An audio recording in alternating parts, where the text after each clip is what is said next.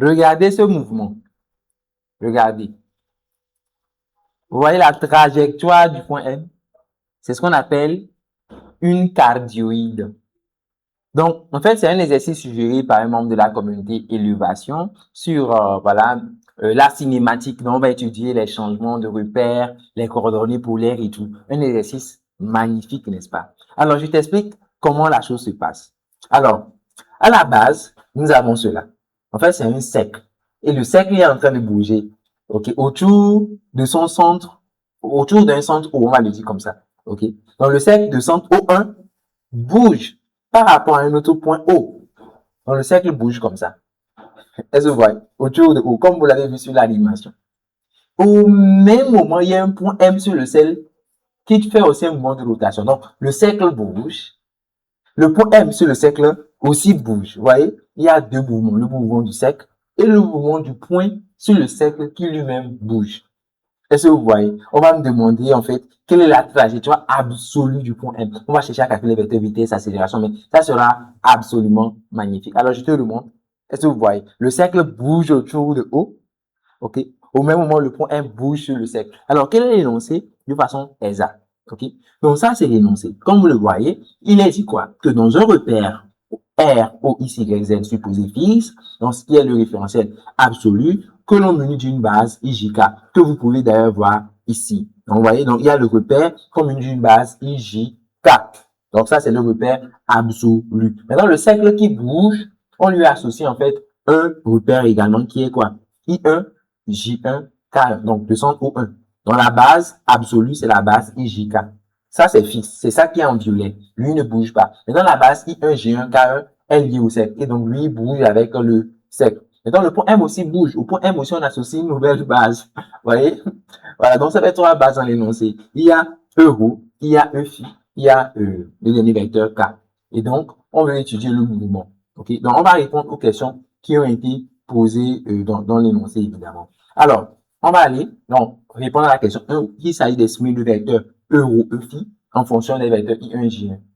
OK? Donc, tout ce qu'on va faire, ça sera dans la base relative I1, J1, K, l'énoncé le précise. OK? Donc, on va déterminer, donc ça, cela va nous permettre de déterminer le vecteur position et ensuite le vecteur vitesse absolue et le vecteur accélération absolue. Alors, reste jusqu'au bout. OK?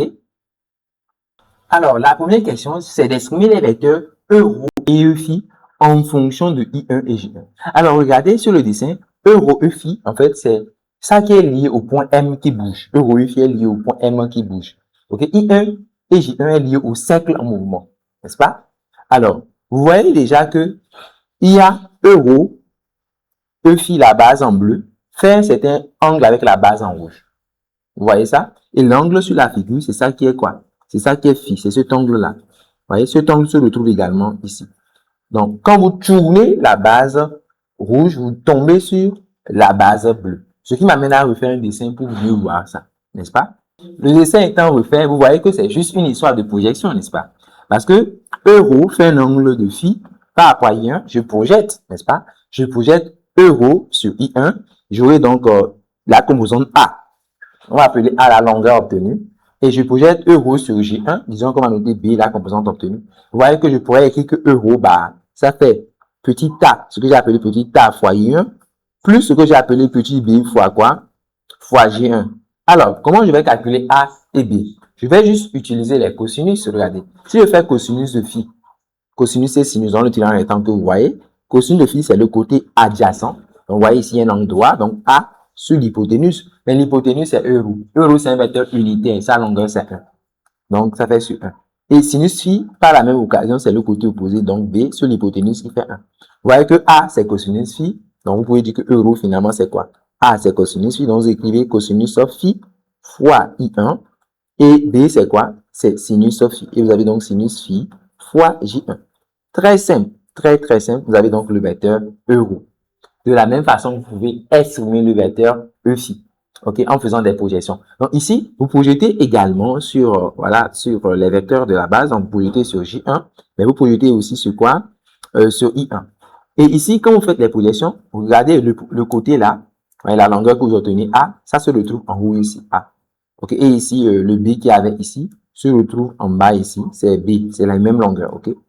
Et donc, vous voyez que E phi, finalement, ça fait quoi? E phi, je vais dire que E phi, sa composante, ça fait A selon J1. Donc, ça fait A selon J1. Mais selon I1, vous voyez que ça va dans le sens opposé. C'est dans le sens négatif.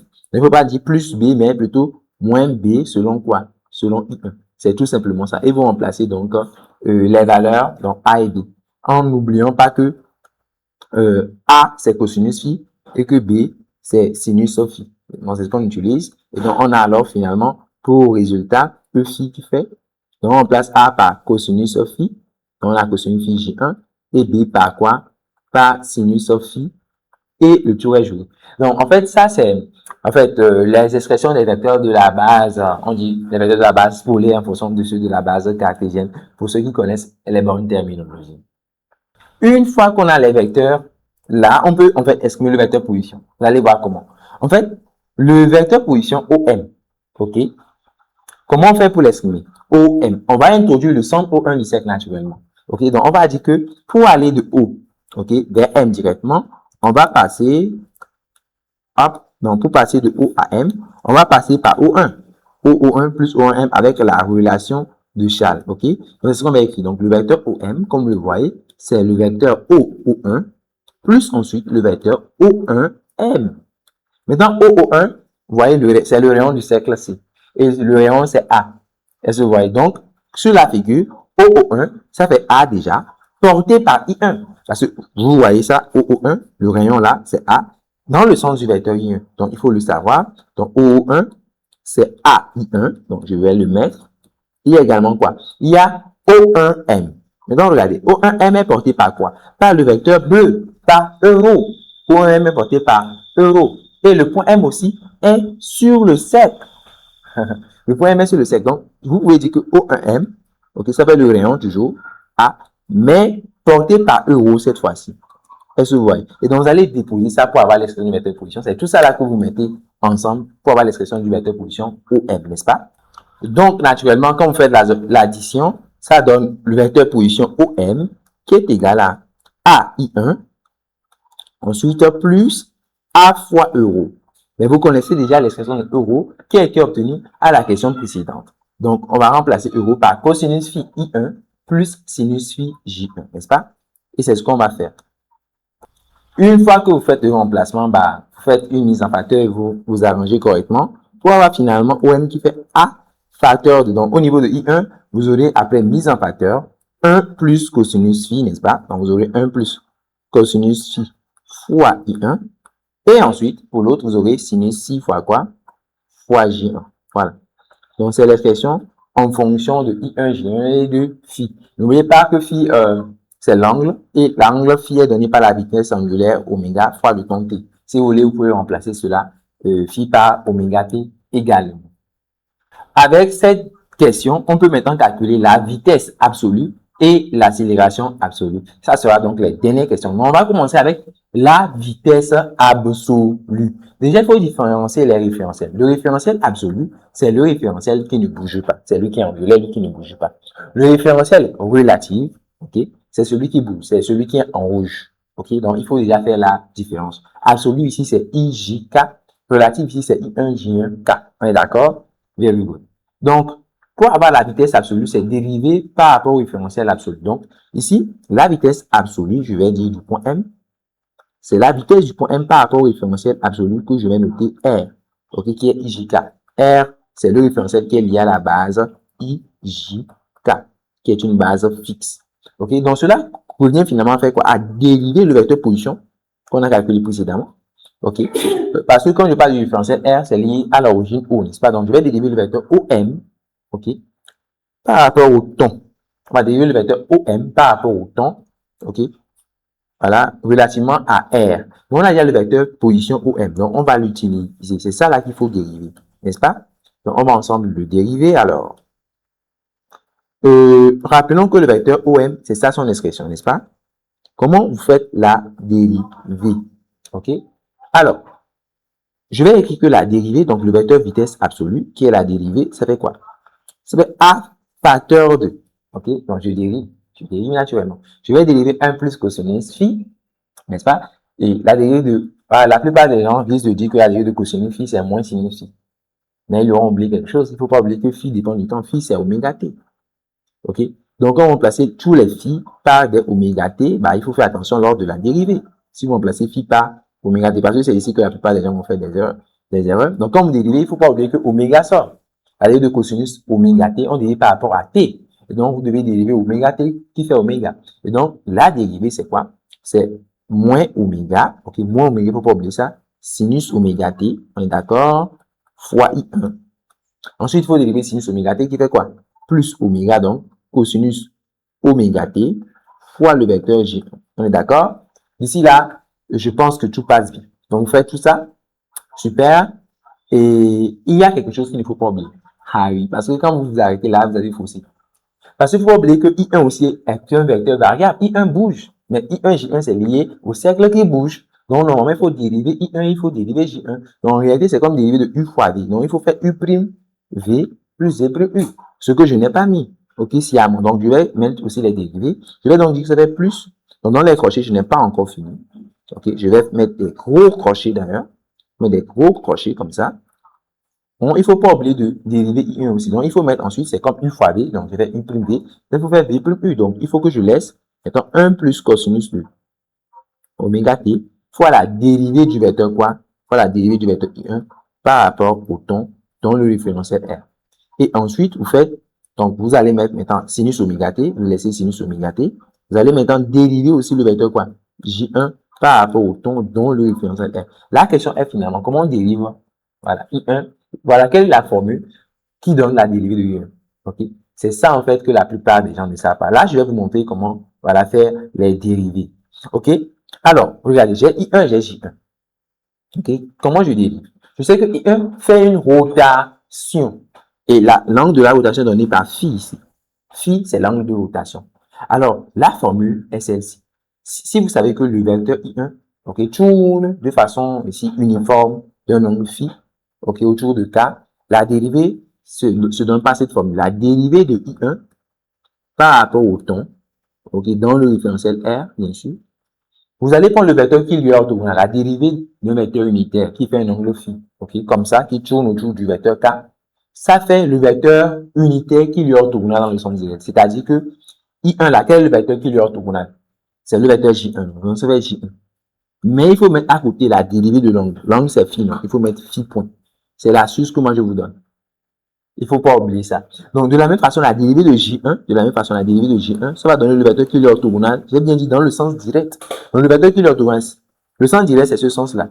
Donc, dans le sens direct, OK, c'est un vecteur comme ça. En gros, c'est l'opposé de I1. I1, il est comme ça. J1 va dans l'autre sens. Donc, la dérivée, OK, de J1, ça fait moins I1. Donc, mais il faut mettre moins phi point. Il faut dériver l'angle avant de mettre I1. En gros, la dérivée de I1, c'est phi point J1. Alors que la dérivée de J1, c'est moins phi point I1. Très important, c'est ce qu'on va utiliser. Donc, on va aller remplacer dans l'expression du vecteur vitesse. Et le reste, c'est de mettre les choses correctement au clair, n'est-ce pas? Donc, on remplace. Vite fait, bien fait.